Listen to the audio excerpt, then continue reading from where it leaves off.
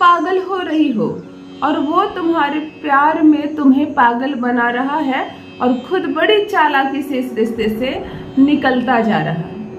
बात समझ में आई?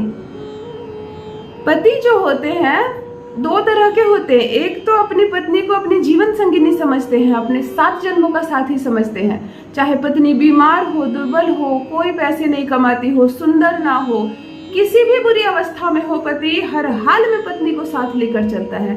एक इस कैटेगरी के पति होते हैं जो उसे केवल जीवन संगिनी समझते हैं, और एक दूसरे कैटेगरी के भी पति होते हैं जो पत्नी सुंदर हो, जवान हो, बहुत सारे पैसे हो उसके पास, वो बहुत काम कर रही हो, तब वो प्यारी।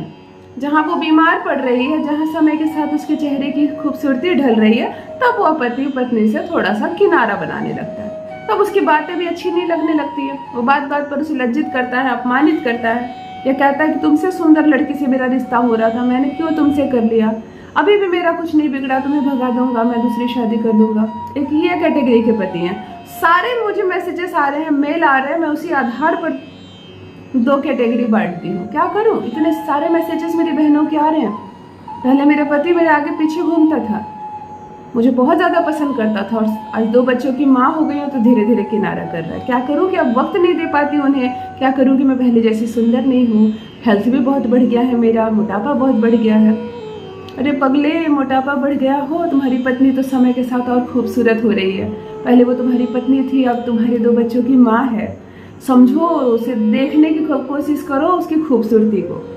खैर कोई बात नहीं, मेरा काम है मार्ग दिखाना, कभी तुम्हें भी सुख मिलेगा, कभी तुम भी बुजुर्ग होगे, कभी तुम्हारी भी सुंदरता खराब होगी, तब यही पत्नी तुम्हारी सेवा करेगी। और जीवन की इस राह पर जब सभी छूट जाएंगे पीछे, बच्चे भी बड़े होकर अपने अपने साथी को पकड़ लेंगे, माता पिता संसार छोड़कर ऊपर चले जाएंगे, तब भी तुम दोनों पति पत्नी जीवन की इस राह में साथ चलते रहोगे। तो उस अवस्था को देखने का प्रयास करो, पत्नी खूबसूरत लगेगी।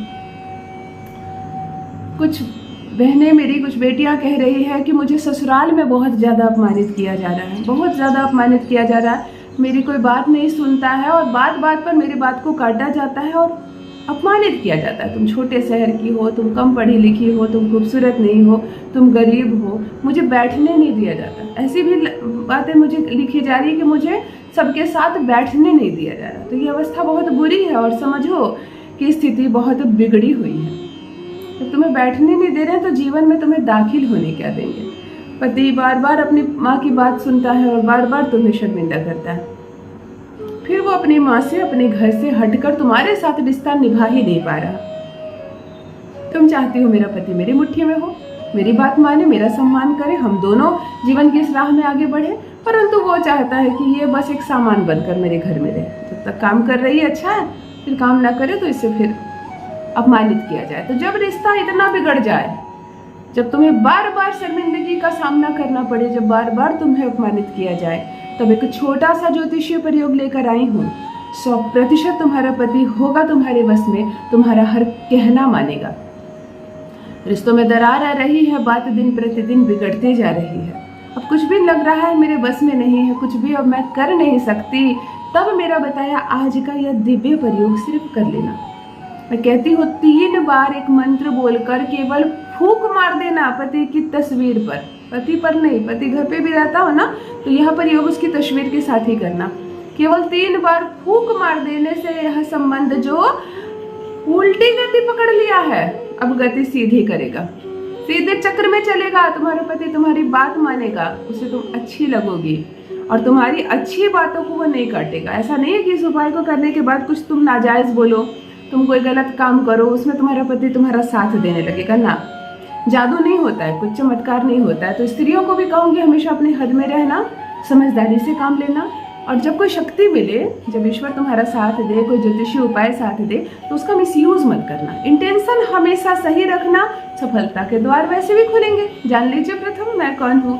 नमस्कार दोस्तों, मैं हूँ खुशबू सिंह। बहुत स्वागत, बहुत अभिनंदन करती हूँ आप सबका अपने YouTube चैनल ज्योतिष ज्ञान में। कैसे हैं मेरे भाइयों, कैसी हैं मेरी बहनों? मेरे कमेंट सेक्शन में जय माता दी, हर हर महादेव अवश्य लिखें, अपनी खैरियत मुझे ज़रूर बताएं। पढ़ती हूँ हाथ की रेखाएं, पढ़ती हूँ जन्म कुंडली, और आप कुछ ना बताएं तो आपका चेहरा भी पढ़ लेती हूँ। करम है, कृपा है ऊपर वाले की, प्रेम है आप सबका।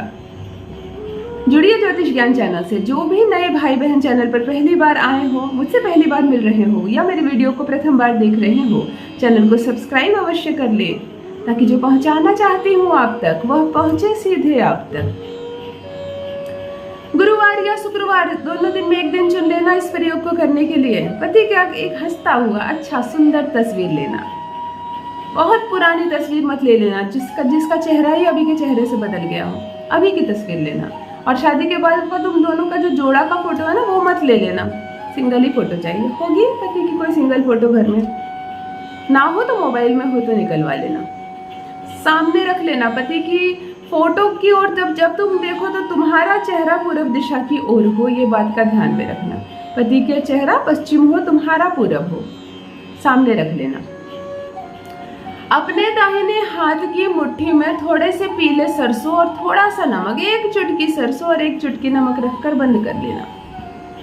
आंखें बंद करना, पति को बहुत गहरे स्मरण करना। उससे प्रथम अपने इष्ट को जप लेना, जो भी इष्ट है तुम्हारे। कोई इष्ट नहीं है, तुम कहोगे मेरा कोई इष्ट नहीं, मैं सभी देवी देवता को मानती हूँ, तब किसी माता को जप लेना, किसी भी माँ को। संतोषी माँ हो, माँ शारदे हो, माँ लक्ष्मी हो, जगत जननी जगदम्बा माँ हो, आप किसी भी माँ से परमिशन ले लेना।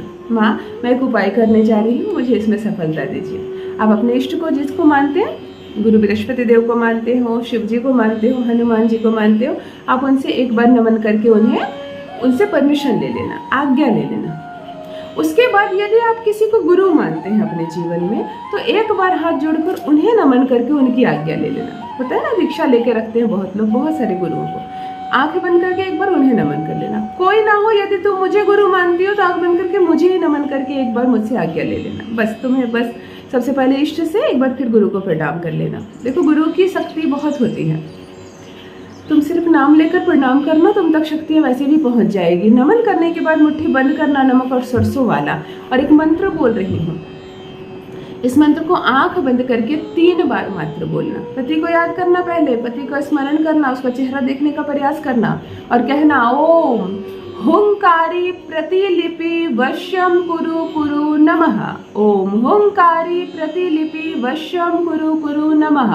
ओम हुंकारी प्रतिलिपि वश्यम कुरु कुरु नमः। 3 बार बोलकर 3 बार फूंक मारना अपनी मुट्ठी में जो सरसों और नमक तुमने रखा है, और अपने पति की तस्वीर पर फेंकना, तस्वीर के चेहरे पर बिल्कुल फेंकना। नमन करना, प्रणाम कर लेना एक बार, जिनको भी इष्ट को मानती हो, गुरु को मानती हो, बस तस्वीर को ले जाकर अपनी जगह पे रख देना। ये जो सरसों है, ये जो नमक छीटा गया, इसे बाद में तुम साफ कर। आप केवल इतना करिए और देखिए कैसे आपका पति आपकी बोली बोलता है। वो हर अच्छी चीज में आपका साथ देगा और होगा पूर्ण रूप से आपके वश में। 100% सफलता मिलेगी आपको। करें ये दिव्य प्रयोग, और जो अनुभव करें आप मेरे साथ भी अवश्य साझा करें। बस मित्रों, आज के लिए इतना ही। रखिए अपना ख्याल, रखिए अपनों का ख्याल। बहुत बहुत धन्यवाद।